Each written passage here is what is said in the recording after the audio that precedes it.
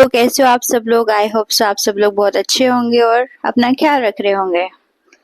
आज हम त्रिपिटक ज्ञान की अनमोल टोकरी ये पढ़ेंगे। आखिरी तक बने रहिए। त्रिपिटक का शाब्दिक अर्थ है 3 टोकरियां, लेकिन यहाँ टोकरी का मतलब बांस की बनी टोकरी नहीं, बल्कि बुद्ध भगवान के अनमोल वचनों और शिक्षाओं का वह संग्रह है जिसे हजारों वर्षों से सहेज के रखा गया है। पिटक का अर्थ पेटी से परंपरा तक। प्राचीन समय में पिटक शब्द का प्रयोग ऐसी वस्तु के लिए होता था जिसमें कुछ सुरक्षित रखा जा सके, जैसे पेटी या पिटारी। आम बोलचाल में इसे टोकरी भी कहा जाता था। जैसे एक मजदूर टोकरी में मिट्टी ढोता है या किसान अनाज रखता है, वैसे ही बुद्ध भगवान के शिष्यों ने उनके ज्ञान को अपनी स्मृति और ग्रंथों की टोकरियों में सुरक्षित रखा।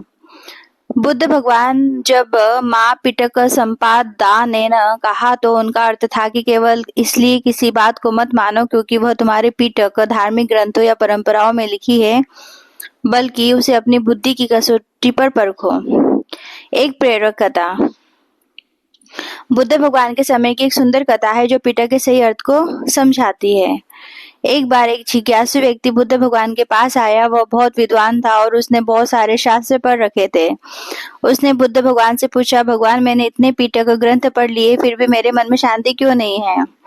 बुद्ध भगवान ने उसे देखा और पास ही रखी एक खाली टोकरी की ओर इशारा करते हुए कहा, इस टोकरी को नदी के पास ले जाओ और इसमें पानी भर के लाओ। वह व्यक्ति हैरान हुआ। उसने कहा, बंदे टोकरी में छेद है, इसमें पानी कैसे टिकेगा। बुद्ध भगवान मुस्कुराए और बोले, कोशिश तो करो। वह व्यक्ति बार बार टोकरी नदी में डालता और बार बार निकालता, लेकिन पानी निकल जाता।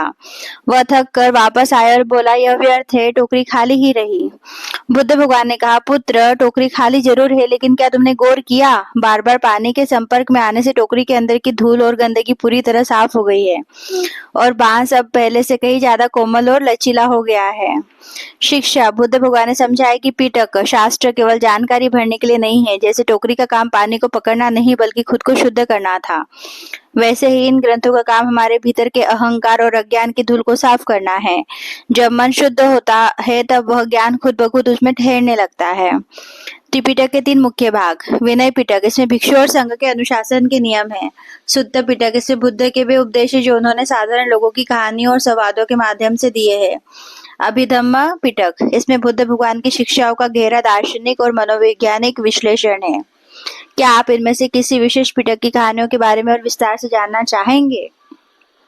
दोस्तों, अगर आपको मेरा चैनल अच्छा लगता है तो प्लीज लाइक और सब्सक्राइब करना मत भूलिएगा। मिलते हैं हम नेक्स्ट वीडियो में। Bye bye, take care.